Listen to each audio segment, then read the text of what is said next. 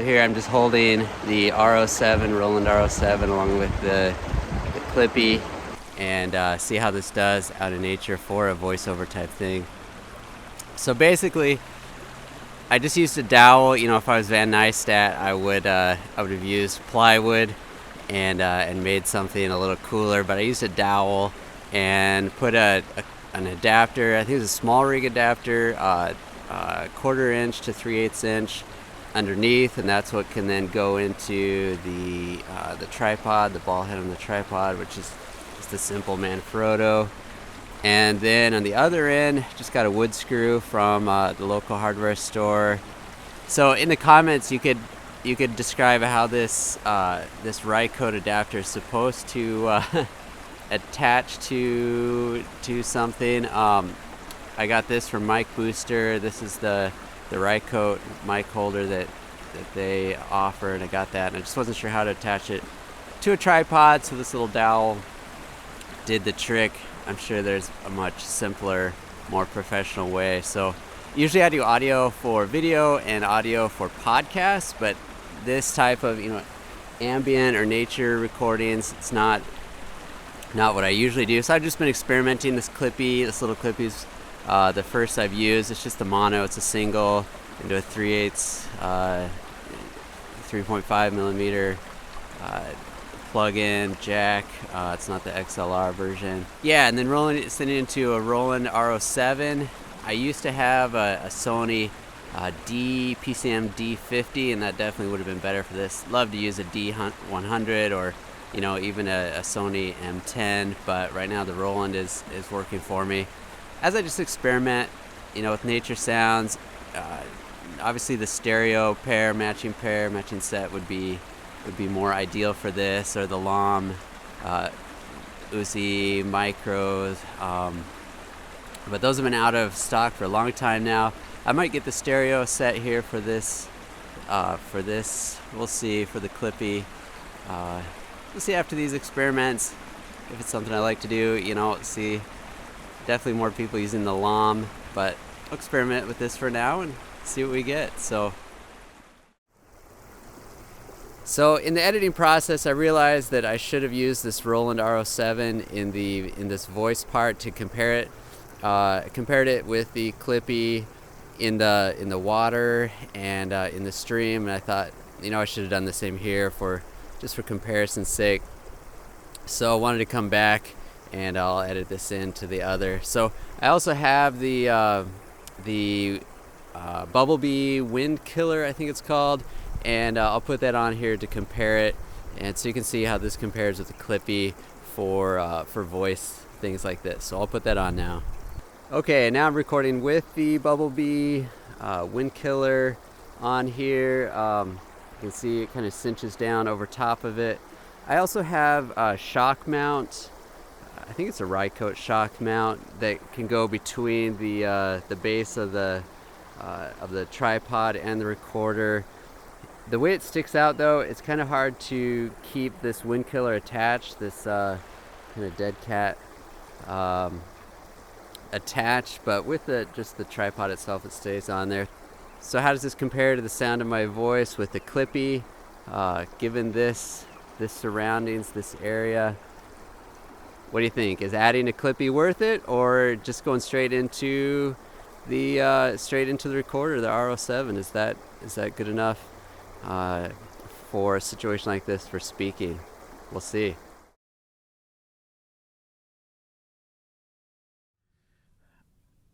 All right, so clearly I have no discernible plan for this video. When I started, I was going to just talk about the Clippy into the R-07. And now it's just going all kinds of directions. So I wanted to test out the Shure SM58. So me and Rob, we each have one. They're both going into the R-07, and so we're gonna compare these, and then we'll put the Clippy back in and see how that compares. So maybe in the background you can hear. I don't know if we're quiet. Silence, crickets in between songs. So Rob's daughter is playing the harp inside, and she was singing, and I thought maybe we could see how much gets in here. But if it comes on, that's what's going on there. So Rob and I, we're old friends, and we're partners in crime with video. We've done corporate and ministry videos in 4 states now. I guess so. Illinois to New Jersey. And Florida and Michigan. So got those in. It's been a good adventure. So Rob, in addition to our corporate work and other videos, you do some on YouTube. Do you want to say anything about that while we test the mics? You bet. The definition of doing something on YouTube is generous already. if it considers the fact that it's only 2 videos. But if you're wondering what this big black thing is behind me, I'm a paraplegic. I'm in a wheelchair, and this happened just shy of 3 years ago. And so right now it's simply an idea of a channel that would document a little bit of my life and the various things that go into living in this unique situation of ours as a family, and with a unique angle that there's not many older families with kids. You see a lot of young men who've come out of maybe sports-related injuries, motorcycle accidents, etc. Or you typically think of that old person in a wheelchair. But there's not much content out there. Middle-aged family, young kids, what does that look like? So hoping to maybe cast a bit of light for other families that are in a similar situation. I can't wait to see where it goes. Okay, let's switch up for the Clippy now, and let's see how that compares with our voices. Sound good? Sure. Okay, we switched to the Clippy now, and partway through, I'll put the windscreen on. It is a little breezy right here, so we'll see how this sounds and how it compares with the right coat cover on there. So Rob, turning back to your YouTube channel. Why don't you share a little bit about what you hope to share on your channel? I could talk about some of the list of topics or ideas, but actually, for the purpose of, given that we're testing audio and talking all things audio here, I like the intimate way that vloggers converse with their audience. With a typical classic like hand out with the camera pointing back at the face.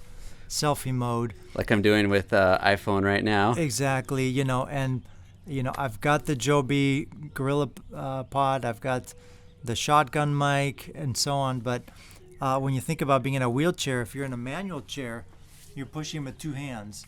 If you're in a power chair, you've got one hand on the joystick and the other hand on the camera. Not very easy to, shall we say, live daily life, right? Like you're walking from one room to the other, or you're opening a door and going through that.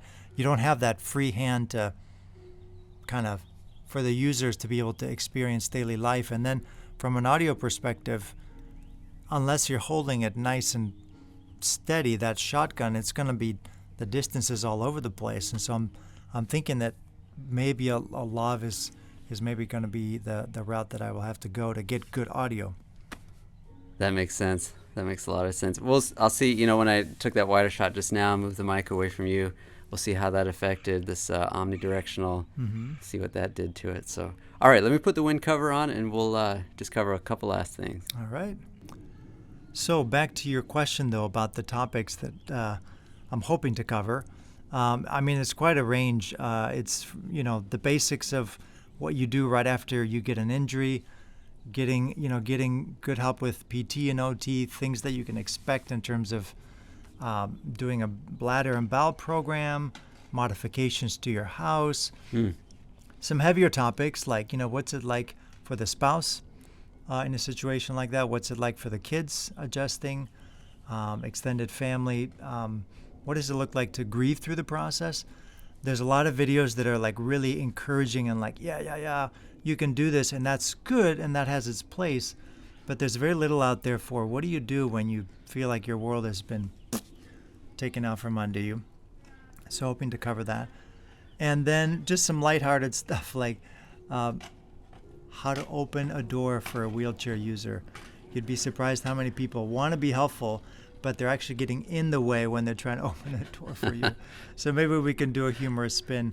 I've never done that myself. I've never gotten that wrong. And I'm wrong. hoping you can help me. This guy here, he's such a good friend. We've traveled together. He's the one that helped me get past that. Can I do this? Can I travel and do video work together? And he's had some good ideas, so I really appreciate him. And anyway, that's the kind of stuff. Yeah, and I'll say it's been a really meaningful adventure. Like Rob and I, we had started commercial work before your accident, and then all that time of through the trauma and figuring stuff out, and then now doing commercial and ministry projects again, and things like this. And we've done our local projects, a lot of local projects together, and yeah, so it has been a good time. So check out his channel. I'll put a link in the below in the description for this video. Put a link to Rob's channel, and currently called Wheelchair Life. You're thinking about changing that? Hopefully something more creative, something more unique. But yeah, right now just my name and then Wheelchair Life. Wheelchair Life. So I'll put a link to that. And if you'd like to hear, if you have questions for Rob, put them in the notes below and in the comments.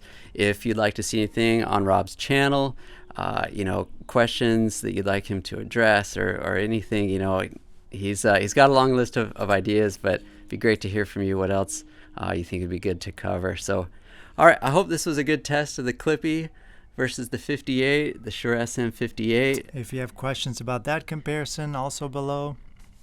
Right on. Bring it on.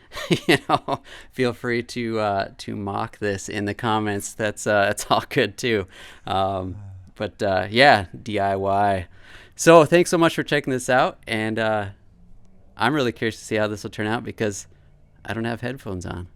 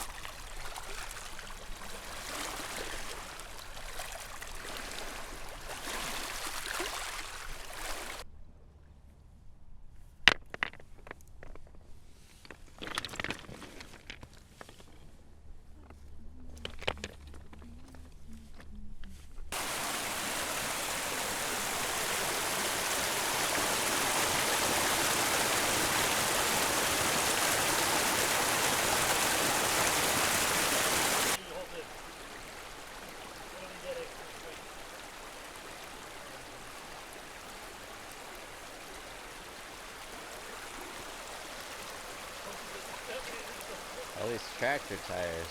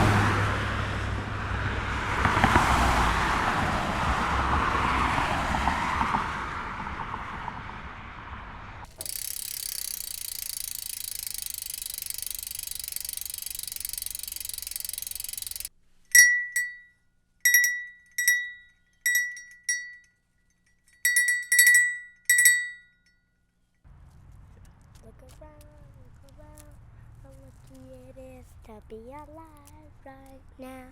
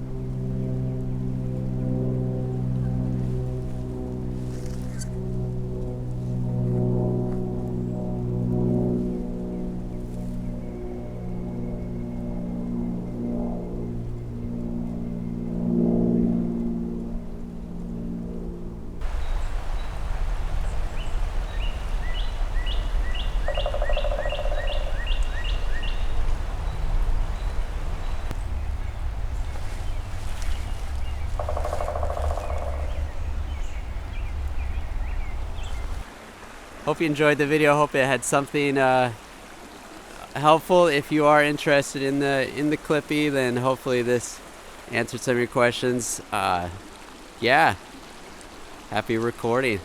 Peace.